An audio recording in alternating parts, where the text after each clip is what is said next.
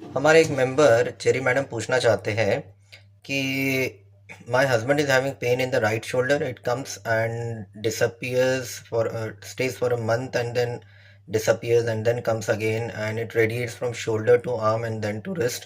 Movement is restricted. तो let me tell you कि पहली बात तो आपके हस्बैंड के बारे में मैं स्पेसिफिक एडवाइस नहीं दे पाऊंगा क्योंकि मैंने उनको एग्जामिन नहीं किया है, तो I will not be able to tell exactly उनके केस में क्या करना चाहिए। बट हाँ, इससे रिलेटेड कुछ जनरल बातें मैं आपको बताऊंगा। पहली बात, जिस तरह का ये पेन हो रहा है कि जिस तरह से वो आर्म में रेडिएट हो रहा है, इसके बहुत सारे कारण हो सकते हैं। इसका एक कारण ये हो सकता है कि ये कुछ राइट जो उनका आर्म और शोल्डर्स है उससे रिलेटेड पेन हो, जॉइंट से रिलेटेड, क्योंकि अगर वहाँ कोई जॉइंट के प्रॉब्लम की वजह से नर्व कंप्रेशन होता है तो इस तरह से रेडिएशन हो सकता है।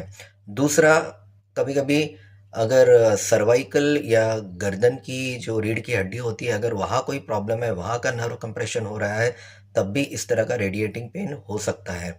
और फाइनली हार्ट के वजह से ये पेन होना, उसकी पॉसिबिलिटी तो मुझे कम लगती है, लेकिन अनलेस एंड अनटिल कोई डेफिनेटिव टेस्ट किए जाए, 100% उसको रूल आउट कर देना पॉसिबल नहीं है।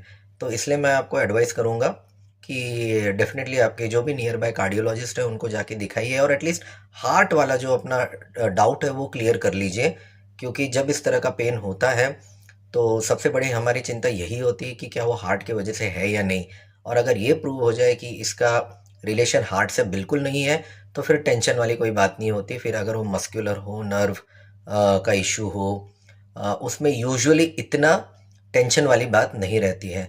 तो ये कुछ बातें हैं जो मैं आपको आपके इस हस्बैंड के पेन के बारे में बताना चाहूँगा। और आप डेफिनेटली आपके एक नियर बाय कार्डियोलॉजिस्ट से मिलिए, और अगर उनके तरफ से क्लियरेंस मिलता है तो आपको ये एक ऑर्थोपेडिक डॉक्टर को दिखा सकते हैं, जो अगर कुछ मस्कुलर प्रॉब्लम हो या नर्व रिलेटेड प्रॉब्लम हो, उसका आपको सही सॉल्यूशन बता सकते हैं।